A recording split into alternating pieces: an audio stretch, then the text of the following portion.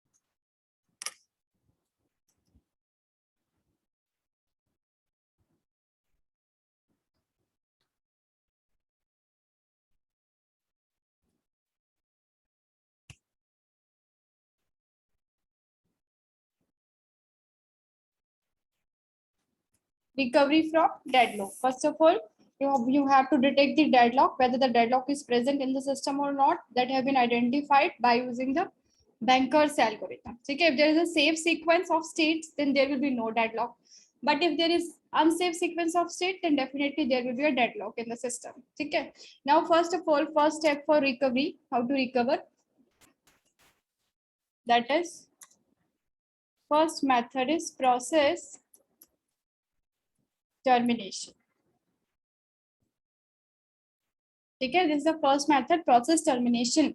Name से ही clear है, process termination, it means you have to terminate the process. Now which process you have to terminate? You have to terminate the deadlock process. ठीक है, deadlock आपके system में कैसे arise हुआ था, जो आपको लास्ट डायग्राम आपको रिपीट हुआ था ना 2 times. Once again I am drawing here, कैसे आप डेडलॉक डिटेक्ट करते हैं, when there is a cycle within the system. तो ये क्या कहते हैं कि अगर डेडलॉक है सिस्टम में, एक साइकिल क्रिएट हो रही है, तो हम उसको कैसे रिकवर करेंगे, हम जितने भी डेडलॉक प्रोसेसेस हैं उन सबको टर्मिनेट कर देंगे। टर्मिनेट मतलब कि उसको हम आगे एग्जीक्यूट ही नहीं करेंगे, वहीं पे ही उनके एग्जीक्यूशन को आप रोक दोगे। So this is the deadlock condition where these are the 2 processes we know, this is P1 P2 and in the circle we have the resources. यहाँ सर्कल्स में हम क्या रिप्रेजेंट करते हैं, रिसोर्सेज, या फिर आप अपोजिट भी रिप्रेजेंट कर सकते हो। ठीक है, R1 R2. So if there is a cycle, then this is the deadlock condition. अब first solution क्या है रिकवरी की, कि हम क्या करें, हम सिंपली इन सभी डेडलॉक प्रोसेसेस को, जो कि अभी यहाँ पे क्या दिख रहा है आपको, two processes within deadlock state, तो हम इन दोनों प्रोसेसेस को क्या कर देंगे, टर्मिनेट कर देंगे। This is the first solution, terminate कर देंगे, यानी कि ये एग्जीक्यूट ही नहीं हो पा रहे, तो हम इसकी एग्जीक्यूशन करेंगे ही। ठीक है, जस्ट टर्मिनेट दिस प्रोसेस। जैसे ही टर्मिनेट हो जाएंगे तो ऑब्वियसली इनके जो रिसोर्सेज जो इन्होंने यूज किए हुए या फिर ऑलरेडी जो इनको असाइन है वो इनसे वापस से लिए जाएंगे या फिर वो इनसे रिलीज हो जाएंगे। So this is the deadlock condition we know. Here P1 जो है वो रिक्वेस्ट कर रहा है R1 के लिए, एंड R1 किसको असाइन है, P2 को। P2 रिक्वेस्ट कर रहा है R2 के लिए, रिसोर्स R2 के लिए, and R2 is already assign to P1. So this is the deadlock condition. So first solution is terminate the execution of P1 and P2. जैसे इनके एग्जीक्यूशन टर्मिनेट हो जाएगी तो इन्होंने जो रिसोर्सेज असाइन है इनको वो रिलीज हो जाएंगे सिंपली। तो जैसे हम इसको टर्मिनेट करेंगे, the resources R1 and R2 will be released, और वो किसी और प्रोसेस के लिए, किसी और प्रोसेस के एग्जीक्यूशन के लिए फिर फर्दर यूज होगी। ठीक है, अब नेक्स्ट जो है आपका, नेक्स्ट इसमें जो है आपकी डिसएडवांटेज है। क्या डिसएडवांटेज है, अभी तो देखो मैंने यहाँ पे सिर्फ 2 प्रोसेसेस लिए हैं, P1 P2 and R1 R2 is assigned to these processes. But अगर मल्टीपल प्रोसेसेस है, ऐसे सपोज एक सिस्टम में 20 प्रोसेसेस एंटर करते हैं और उन 20 प्रोसेसेस को, सिस्टम को एग्जीक्यूट करना है, आपके ऑपरेटिंग सिस्टम को, और वो 20 के 20 ही क्या कर रहे हैं, डेडलॉक फॉर्म कर रहे हैं, सिस्टम एक साइकिल क्रिएट कर रहे हैं, तो उस केस में अगर हम उन सबको ही अबॉर्ट कर देते हैं तो ऑब्वियसली जो हमारे इतने सारे प्रोसेसेस हैं इनकी एग्जीक्यूशन टर्मिनेट हो जाएगी, तो एग्जीक्यूशन ही नहीं होगी तो यूजर्स के लिए जो है बहुत ही डिफिकल्ट सिचुएशन हो जाएगी, that they want to execute these programs, these processes, but system cannot execute that. Why? Because of a deadlock situation. तो यहाँ पे इसकी एक और फर्दर सॉल्यूशन है। तो फर्स्ट सॉल्यूशन थी कि हम जितने भी प्रोसेसेस हैं जो डेडलॉक कंडीशन में है उन सभी को ही हम टर्मिनेट कर दें, लेकिन उसका डिसएडवांटेज क्या है, ऐसे तो कोई भी प्रोसेस ही एग्जीक्यूट नहीं होगा, यूजर अपने रिजल्ट अपने आउटपुट के लिए वेट करता रहेगा। नेक्स्ट सॉल्यूशन क्या देता है आपका सिस्टम, प्रोसेस टर्मिनेशन का ये ए पार्ट था आपका, that we have to terminate the all deadlock process. This is first solution, but this has disadvantage that no one process can be executed. Terminate all deadlock processes. Now next second solution क्या दिया आपके system ने, that हम सभी processes को जो कि deadlock बना रहे हैं सिस्टम में, डेडलॉक क्रिएट कर रहे हैं, उनको एक साथ टर्मिनेट नहीं करेंगे, ठीक है, we will terminate these processes one by one. जैसे अभी यहाँ पे देखो P1 और P2 दो लिए थे मैंने। अब सेकंड सॉल्यूशन में आपका सिस्टम क्या कहता है कि हम पहले P1 को टर्मिनेट करके देखते हैं, ठीक है, यानी कि P1 को रिमूव कर दो, जस्ट P1 को हम एग्जीक्यूट ही नहीं कर रहे, तो क्या सिस्टम डेडलॉक स्टेट में रहेगा या नहीं रहेगा, ठीक है। अगर मैं इस डायग्राम में देखती हूँ, मैं P1 को यहाँ से रिमूव कर देती हूँ, P2 जो था उसके पास R1 था ही, और P2 R2 के लिए रिक्वेस्ट कर रहा था जो P1 के पास था, P1 को टर्मिनेट कर दिया, इसने R2 रिलीज कर दिया, तो P2 को क्या है, R1 तो मिला ही हुआ था और R2 भी उसको मिल गया, क्यों, क्योंकि P1 को हमने टर्मिनेट कर दिया सिस्टम ने और R2 भी P2 को दे दिया, इस तरह से P2 की एग्जीक्यूशन कंप्लीट हो गई, ठीक है। तो ये यहाँ पे 2 प्रोसेसेस की ही बात थी, लेकिन अगर मल्टीपल प्रोसेसेस होते हैं तो सिस्टम जो है, ये जो सेकंड सॉल्यूशन है इसको कंसिडर करता है, क्योंकि इसका ये डिसएडवांटेज नहीं होता है कि सभी के सभी प्रोसेसेस को हमें टर्मिनेट करना पड़े। हम क्या कर रहे हैं, सिस्टम क्या कर रहा है, एक प्रोसेस को पहले टर्मिनेट करके चेक कर रहा है दोबारा सिस्टम में कि डेडलॉक है या नहीं, फिर अगर है डेडलॉक तो फिर वो क्या करेगा, जैसे एक को तो रिमूव कर दिया, फिर सेकंड प्रोसेस को, किसी और प्रोसेस को रिमूव करके देखेगा, फिर वो चेक करेगा डेडलॉक है या नहीं। तो कब तक चेक करेगा, जब तक कि सिस्टम डेडलॉक फ्री स्टेट में नहीं आ जाता। तो अगर वैसे अगर ये बी सॉल्यूशन कंसीडर की जाती है, तो अगर 2 और मोर प्रोसेसेस को टर्मिनेट भी कर दिया गया तो ऑब्वियसली वहां से साइकिल जो है वो ब्रेक हो जाएगी, ठीक है। So system will adopt the second solution. क्या है second solution, that system will terminate one deadlock process at a time, ठीक है, and check for deadlock presence again। इस तरह से ये जो सोल्यूशन है कंटिन्यू रखेगा सिस्टम कब तक, जब तक कि सिस्टम डेडलॉक फ्री स्टेट में नहीं आ जाता, ठीक है। So this is the first step for recovery, that is process termination. Either system will terminate all the processes, deadlock processes, or it will terminate one deadlock process, and after that check the presence of deadlock again within the system and repeat this step until it will get the system in a deadlock free state, ठीक है। next solution,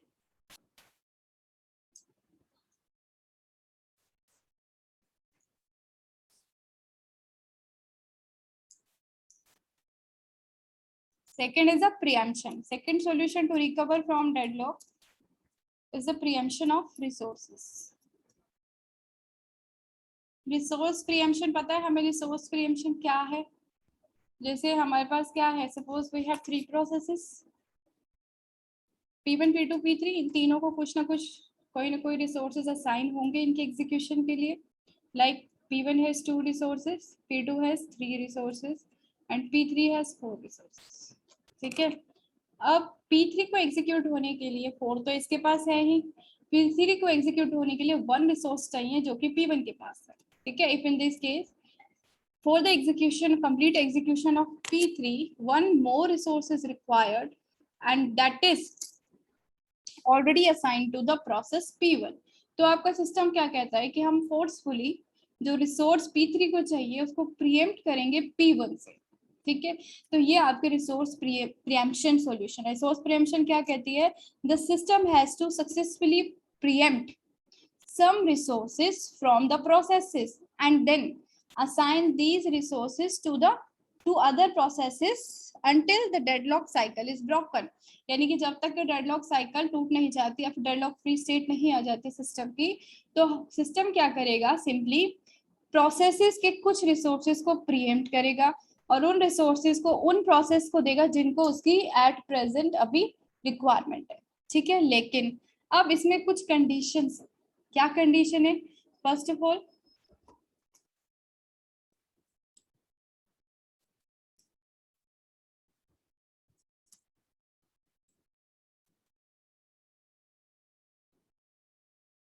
selection of victim. Selection of victim मतलब कि कौन से process के resources system pre-empt करेगा। ये तो एक है ही, ऐसे तो है नहीं कि रैंडमली किसी प्रोसेस को उसने लिया और उसके रिसोर्सेज को प्रीएम्प्ट कर दिया, बट इसको क्या करना पड़ेगा, फर्स्ट ऑफ ऑल सेलेक्ट करना पड़ेगा एक विक्टिम। विक्टिम यानी कि एक विक्टिम प्रोसेस जिससे कि वो रिसोर्सेज को प्रीएम्प्ट करेगा, ठीक है। इट मींस उसको सबसे पहले क्या डिसाइड करना पड़ेगा, टारगेट ऑफ प्रीएम्प्शन, ठीक है। अब वो टारगेट कैसे सेलेक्ट करेगा, देखो सपोज ये 3 प्रोसेसेस थे। Now out of these 3 processes, suppose your P1 complete its execution 50%, P2 completes its execution 70%, and P3 completes its execution 98%. So on this percentage basis, your operating system will select a target for preemption। यानी कि यहाँ पे क्या करेगा, वो जिसकी execution सबसे कम हुई होगी उसी को ही वो टारगेट बनाएगा रिसोर्सेज को प्रीएम्प्ट करने के लिए, ठीक है। So out of these 3 processes P1 जो है उसकी एग्जीक्यूशन अभी सबसे कम हुई है, 50% ही हुई है, तो P1 को सेलेक्ट करेगा और P1 के पास जो रिसोर्सेज होगी वो रिलीज करवा देगा। अब P1 के पास 2 रिसोर्सेज थे, सपोज 1 रिसोर्स चाहिए P3 को अपनी एग्जीक्यूशन कंप्लीट करने के लिए, तो उसने P1 से लिया, P3 को दे दिया, P3 ने 100% एग्जीक्यूट कर लिया।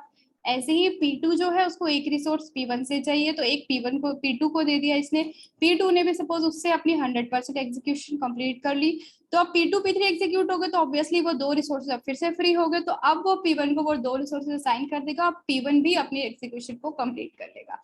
या फिर सपोज P1 को भी एग्जीक्यूट होने के लिए P2 या P3 से कोई रिसोर्स चाहिए, P2 P3 एग्जीक्यूट हो चुके हैं तो सिंपली इनके रिसोर्सेज भी टोटली रिलीज हो चुके हैं, तो P1 को अब जितने भी रिसोर्सेज की रिक्वायरमेंट होगी वो उसे मिलेगी और वो भी अपने एग्जीक्यूशन कंप्लीट कर लेगा, ठीक है। तो ये है रिसोर्स प्रीएम्प्शन सॉल्यूशन। रिसोर्स प्रीएम्प्शन मतलब कि हम एक प्रोसेस को सेलेक्ट करेंगे एज अ विक्टिम और एज अ टारगेट और उसके रिसोर्सेज को हम प्रीएम्प्ट कर देंगे और दूसरे प्रोसेसेस को दे देंगे ताकि सिस्टम में डेडलॉक ना रहे। और कौन से प्रोसेस को आप सेलेक्ट करके रिसोर्सेज लोगे, रिलीज करवाओगे, वो प्रोसेस होगा जिसकी एग्जीक्यूशन अभी तक out of the end processes सबसे कम हुई है।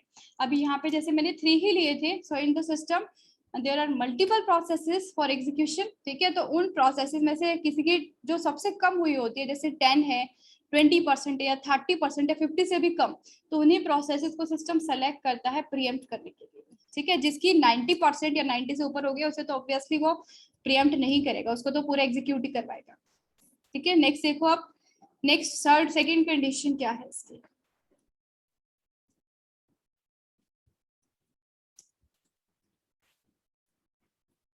Roll back. रोल बैक समझते हो ना, रोल बैक क्या होता है,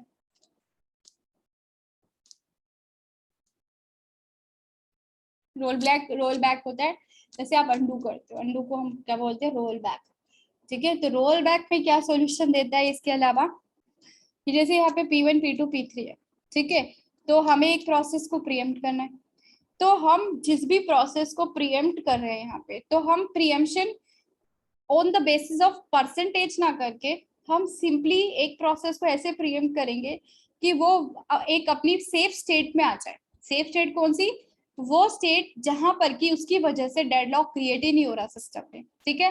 तो हम उस प्रोसेस को सेलेक्ट करेंगे जिसको रोल बैक करने पर हमें एक सेफ स्टेट मिल रही है सिस्टम से रिलेटेड, कि मतलब अगर मैं उसको प्रीवियस थर्ड स्टेट पे लेके जाती हूँ तो मैं उसको प्रीएम्प्ट कर दूंगी थर्ड स्टेट के बाद जितने भी रिसोर्सेज को असाइन किए होंगे, और थर्ड स्टेट पे रोल बैक कर दिया। अब थर्ड स्टेट पे रोल बैक होने के बाद उसने क्या किया, अपने रिसोर्सेज को रिलीज किया, वो रिसोर्सेज अदर प्रोसेसेस को असाइन होगी, उनकी एग्जीक्यूशन कंप्लीट होगी। आफ्टर दैट उसी थर्ड स्टेट पे उसको इक्वल जो टोटल जितने भी उसको रिसोर्सेज चाहिए थे उसको असाइन किए, तब उसकी भी एग्जीक्यूशन फिर आगे कंटिन्यू हुई और उसने भी अपना एग्जीक्यूशन कंप्लीट कर लिया। ठीक है, तो फर्स्ट सॉल्यूशन क्या है कि सिंपली हमें परसेंटेज के बेस पे सिस्टम को सेलेक्ट करना है कि वो कौन से प्रोसेस को प्रीएम्प्ट करेगा। सेकंड, वो रोल बैक भी कर सकता है। रोल बैक मतलब जितने भी प्रोसेसेस है सिस्टम में उन सबको चेक करेगा कि क्या उनकी कोई प्रीवियस ऐसी सेफ स्टेट है जिसकी वजह से सिस्टम में डेडलॉक नहीं हो रहा है।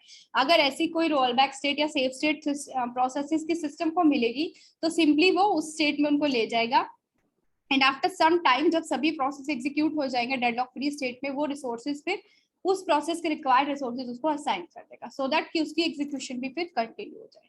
ठीक है, so this is roll back. So roll back मतलब simply taking a process into its earlier safe state and after that start its execution, restart its execution from that state।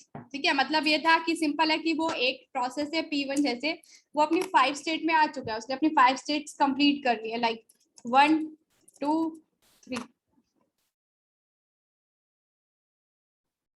4 5।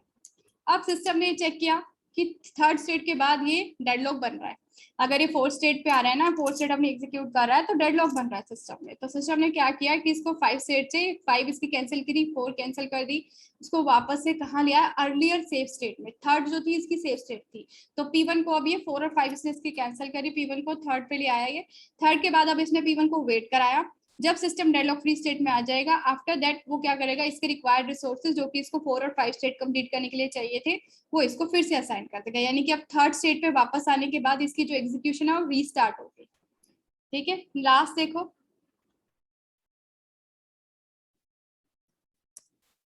That is starvation.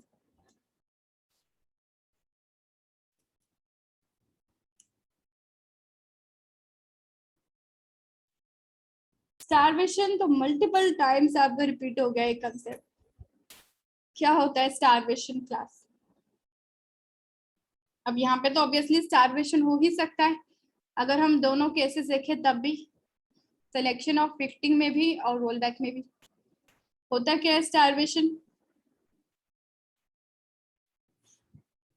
ये हमारा कोई भी एक process ऐसा होता है जिसको इनफाइनाइट टाइम के लिए वेट करना पड़ता है for the allocation of resources, या फिर कोई एक प्रोसेस ऐसा है जिसको बार बार प्रीएम्प्ट किया जा रहा है, उसको बेचारे को एग्जीक्यूट ही नहीं किया जा रहा, वो वेट ही कर रहा है, तो वो कंडीशन क्या है आपकी starvation.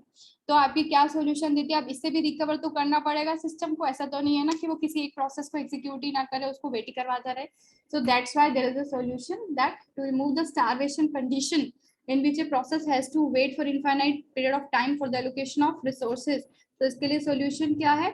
There must be a counter. पहले भी बताया था आपको, there must be a counter associated with each process. जैसे यहाँ पे P1, P2, P3 processes है, तो इनके साथ में क्या होना चाहिए, हमें काउंटर ऐड करेंगे। वो काउंटर क्या करता है class? Count the number of times it resources have been taken away, यानी कि वो काउंट करेगा, जैसे P1 का काउंटर काउंट करेगा कि P1 के रिसोर्सेज को कितनी बार प्रीएम्प्ट किया गया। ऐसे P2 वो भी चेक करेगा, P2 का काउंटर काउंट करेगा कि इसके रिसोर्सेज को कितनी बार कितने नंबर ऑफ टाइम्स प्रीएम्प्ट किया गया। Same for the P3। सो तीनों के प्रोसेस के रिसोर्सेज को कितनी बार प्रीएम्प्ट किया गया है, तो ये चेक करेगा आपका ये सिस्टम।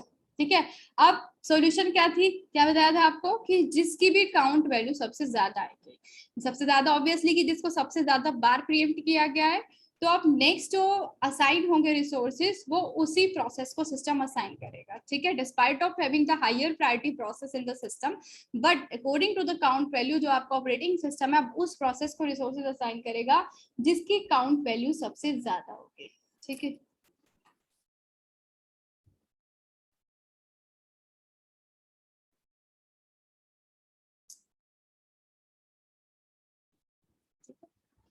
या फिर आप सेकेंड वे में भी कह सकते हैं जिसकी काउंट वैल्यू, अगर आपके एग्जाम में लीस्ट का कंसेप्ट आता है, काउंट जिसकी लीस्ट होगी काउंट वैल्यू, तो उसका क्या किया जाएगा, उसको सेलेक्ट किया जाएगा एज अ विक्टिम।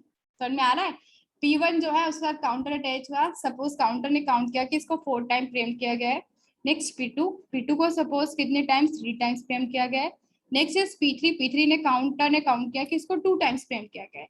तो अगर एमसीक्यू क्वेश्चन में इस टाइप से आए, if the count value for this is least minimum, तो उस प्रोसेस के साथ क्या होता है, so that process will be selected as victim. यानी कि अगर नेक्स्ट हमें किसी प्रोसेस के एग्जीक्यूशन को प्रीएम्प्ट करना पड़ेगा, वो कौन सा प्रोसेस होगा जिसकी काउंट वैल्यू कम होगी। क्यों? क्योंकि ये सबसे कम टाइम के लिए प्रीएम्प्ट किया गया है। तो अब हम नेक्स्ट इसको सेलेक्ट करेगा ऑपरेटिंग सिस्टम कि अब मैं इसे प्रीएम्प्ट करूंगा। ठीक है। दूसरा कि अगर एक इस टाइप से आए कि काउंट वैल्यू जिसकी सबसे ज्यादा होगी उसका क्या क्या होगा, ठीक है, उसको फिर ऑपरेटिंग सिस्टम जो है वो एग्जीक्यूट करेगा। Now it will not pre-empt this process, क्योंकि यहाँ पे P1 की काउंट वैल्यू सबसे ज्यादा है, तो your operating system will not pre-empt now this process, it will execute this process, but it will pre-empt, अगर जरूरत पड़ी उसे प्रीएम्प्ट करने की, तो वो किसको प्रीएम्प्ट करेगा, जिसकी काउंट वैल्यू लीस्ट होगी। ठीक है। तो इस टाइप से ऑपरेटिंग सिस्टम क्या करता है, सेलेक्ट करता है विक्टिम को। Okay, so here what is the solution, system will associate a counter with each process।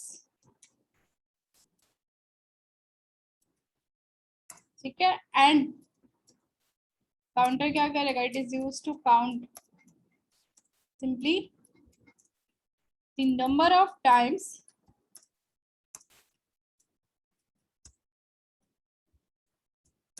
the resources of a process preempted।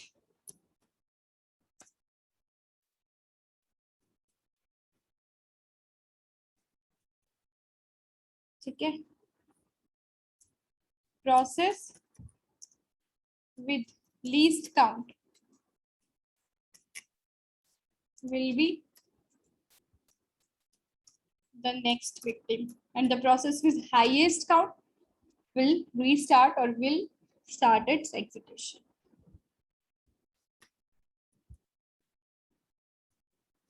ठीक है। तो these are the steps to recover from deadlock। So main 2 है यहाँ पे, या तो process termination या फिर रिसोर्स प्रीएम्पशन। प्रोसेस टर्मिनेशन होगा तो या तो सिस्टम सभी प्रोसेसेस को टर्मिनेट कर देगा जो डेडलॉक क्रिएट कर रहे हैं, या फिर एक को टर्मिनेट करके फिर चेक करेगा सिस्टम में डेडलॉक है। इस प्रोसेस को कंटिन्यू रखेगा जब तक कि डेडलॉक फ्री स्टेट ही आ जाती। और सेकेंड सोल्यूशन क्या है, रिसोर्स प्रीएम्पशन। रिसोर्स प्रीएम्पशन में क्या है, फर्स्ट ऑफ ऑल तो वो सेलेक्ट करेगा कि कौन से प्रोसेस से रिसोर्सेस को प्रीएम्प्ट करना है। सिलेक्शन किस बेसिस पे होगी कि किसकी एग्जीक्यूशन कितने परसेंटेज की हो चुकी है, जिसकी सबसे कम होगी उसे वो सेलेक्ट कर लेगा एज अ विक्टिम। सेकंड क्या कर सकता है, वो रोल बैक कर सकता है, यानी कि किसी भी प्रोसेस को वो अब उसकी प्रीवियस सेफ स्टेट में ले जाएगा, एंड आफ्टर दैट जब सिस्टम डेडलॉक फ्री स्टेट में होगा तो रीस्टार्ट कर देगा उसके एग्जीक्यूशन को। And last is the starvation. अगर हम ये ऑपरेशन अप्लाई करते हैं रिसोर्स प्रीएम्पशन का, तो there may be starvation in the system, a process has to wait for infinite time. So to solve that problem, this system has associated a counter with each process. That counter will count the number of times the resources of a process has been preempted. The process with the least count value will be the next victim। ठीक है। तो ये solution है। So next topic जो है यहाँ पर deadlock related सब कंप्लीट है, जितने आपको डेडलॉक मेथड्स बताए थे, रिकवरी पढ़ना है आपको सारा। और नेक्स्ट जो है distributed file system, that will start tomorrow. ठीक है। On Wednesday this unit will be completed. So on Thursday, from Thursday, we'll start multiprocessors।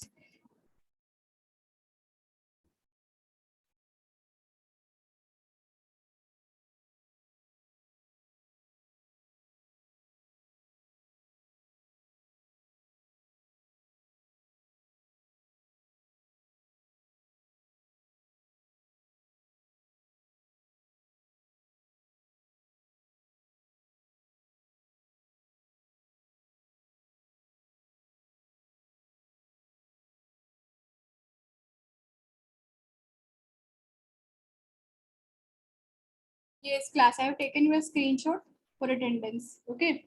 So now next topic, distributed file system, will start tomorrow।